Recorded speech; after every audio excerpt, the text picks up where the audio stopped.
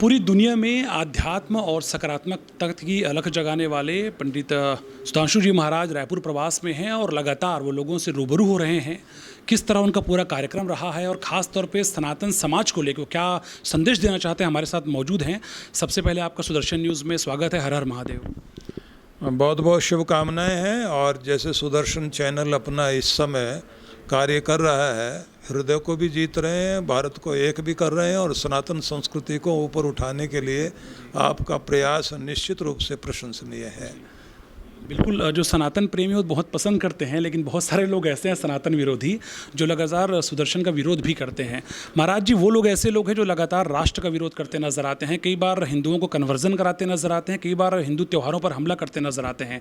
ऐसे लोगों पर किस तरह का एक्शन लेने की आवश्यकता आपको लगती है, ताकि जो ऐसे लोग हैं वो सनातन धर्मियों का विरोध ना कर सके और जो त्यौहार पर लगातार कई बार शोभा यात्राओं पर हमले लगातार होते हैं वो ना हो सके? एक तो जागृति की बहुत बड़ी आवश्यकता है, क्योंकि जब तक लोगों को ठीक ढंग से चीज़ें समझ में नहीं आएंगी कि ये हो क्या रहा है, क्योंकि षड्यंत्र के द्वारा योजनाबद्ध तरीके से इस तरह के हमले होते हैं और सहिष्णु समाज को जिस तरह से उकसाया जाता है और उनको चोट पहुंचाई जाती है, ये बड़ा ही दुखद है।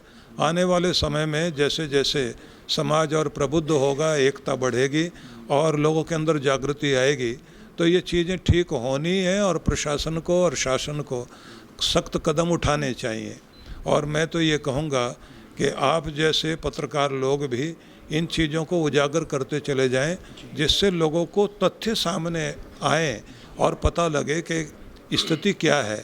क्यों बार बार ऐसा होता है कि रामनवमी का जुलूस हो या हनुमान जयंती का जुलूस हो या कोई अन्य शोभा यात्रा हो, हम ही से सबको दिक्कत क्यों है, जबकि कोई किसी को उकसाया नहीं जा रहा। आप इस गली में नहीं जा सकते, आप उस गली में जा सकते हैं, इधर नहीं आइए उधर नहीं जाइए। तो इस तरह की जो चीज़ें हैं ये दुखद हैं, लेकिन प्रयास होना चाहिए कि शासन प्रशासन भी समाज को जागृत भी करे और जहाँ कुछ उपद्रवी हैं वो लोग जो है वो सख्ती से ही समझ में आएगी उनको बात, ऐसे समझ में नहीं आ सकते। एक बात अक्सर सामने आती है कि जहाँ जहाँ हिंदू घटता है वहाँ देश बढ़ता है। जिस तरह से जनसंख्या नियंत्रण कानून की मांग लगातार हो रही है, हमारे जो प्रधान संपादक है सुरेश चौहान के, वो लगातार कहते हैं कि हम दो हमारे दो तो सबके दो। आपको लगता है कि जो असंतुलन लगातार देश में हो रहा है जनसंख्या को लेकर के, तो ऐसे कानून बनाने की आवश्यकता आ चुकी है, इसको बनाना ही आवश्यक है?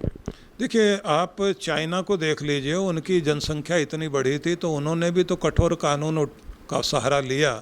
तो भारत को भी यहाँ धर्म को और मत को और मजहब को देख करके निर्णय लेने की आवश्यकता नहीं है। यहाँ निर्णय लेना पड़ेगा कि भारत को अगर बढ़ना है, भारत को सुखी रहना है, तो फिर हम दो का मतलब केवल हिंदू समाज के लिए नहीं होना चाहिए, ये सब के लिए ही होना चाहिए।